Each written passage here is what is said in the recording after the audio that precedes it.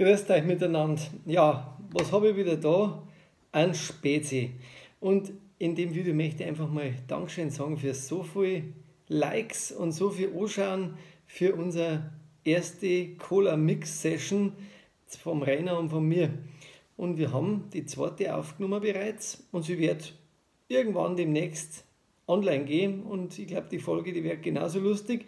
Aber ich habe mir gedacht, zwischen eine machen wir mal ein Spezi auf vom Erlbräu und ich testen frisch, weil das ist auch mal schön, wenn man sieht, sieht ja wieder dieses Kohlensäure noch ausdampft.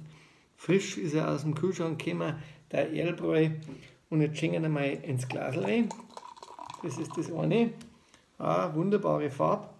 Riecht er gut. Und dann nehmen wir den ersten Schluck aus dem Glasl.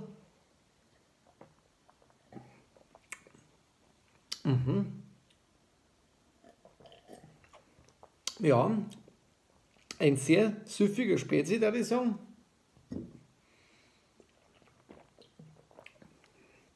Ist nämlich oft interessant, deswegen trinke ich aus der Flasche, wie er aus der Flasche nämlich dann schmeckt. Also hat viel Kohlensäure, ist ein sehr guter Spezi, von der Süße her optimal, vom Geschmack her sehr aromatisch, klingt ja nach hinten ein bisschen nach. Also ich würde sagen, der kann es ganz nach vorn schaffen, wenn wir mal dann die Blindverkostung wieder machen. Bei der nächsten ist er nicht dabei. Ja, der schmeckt mir super. Aber ihr merkt schon, ich muss ein bisschen aufstoßen. Er hat viel Kohlensäure. Ja, in dem Sinn, ich hoffe, ihr schaut wieder zu und schreibt uns dazu. Und wenn ihr mal sagt, den und den Spezi, den müsst ihr unbedingt probieren. Sagt es uns, schreibt es uns, vielleicht gleich unter das Video drunter. Dann probieren wir unser Möglichstes.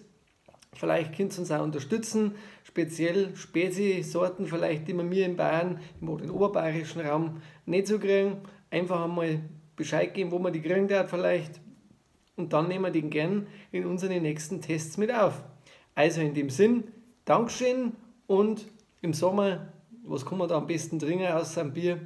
Einen sau guten Spezi. Also, pfiat euch, servus, macht's es gut.